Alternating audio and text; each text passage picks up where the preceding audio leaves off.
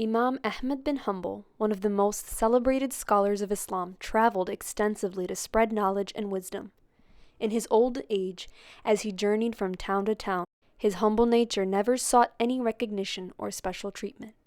One evening, after completing his prayers, Imam Hanbal arrived in a small town. The air was crisp, and the sky held the softness of dusk. He was alone and unfamiliar with anyone in the town, so he decided to stay for the night in the yard of the masjid. The mosque, a sanctuary of peace, seemed the perfect spot. Yet as he approached the mosque's caretaker, he kept his identity concealed.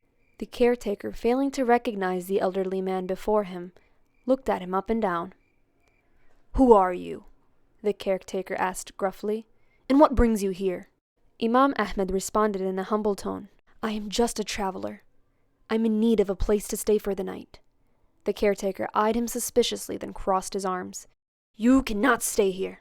We do not allow strangers to rest in the mosque." Imam Ahmed, stunned by the refusal, bowed his head in quiet acceptance. With nowhere else to turn, Imam Ahmed quietly made his way to the streets, preparing to sleep under the open sky, as he had done so many times during his travels.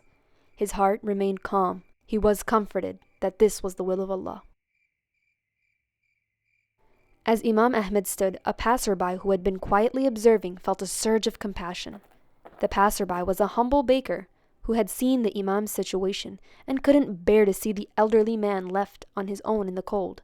With kindness in his heart, the baker approached him. "Old man, you are welcome to stay with me for the night," the baker offered.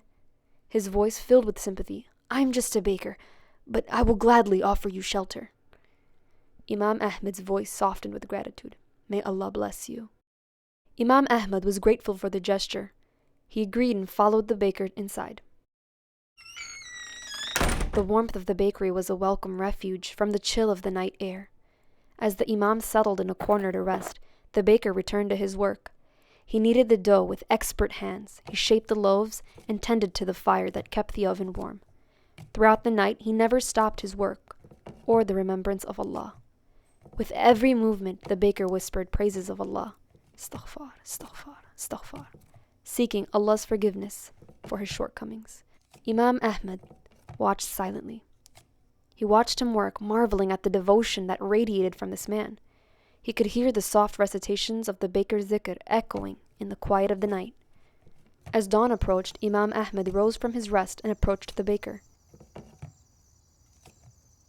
In curiosity, "Tell me," he asked, "why do you constantly engage in dhikr and istighfar, even while working so hard?" The baker paused his work, wiping his brow and looking up at the Imam with a smile. "It has become second nature to me. I've been doing it for so many years that it's no longer a conscious effort. This is just part of my every breath."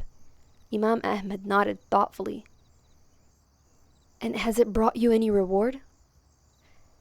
The baker's face lit up as he replied, "By Allah, there is not a single prayer I have made that has not been answered, except for one."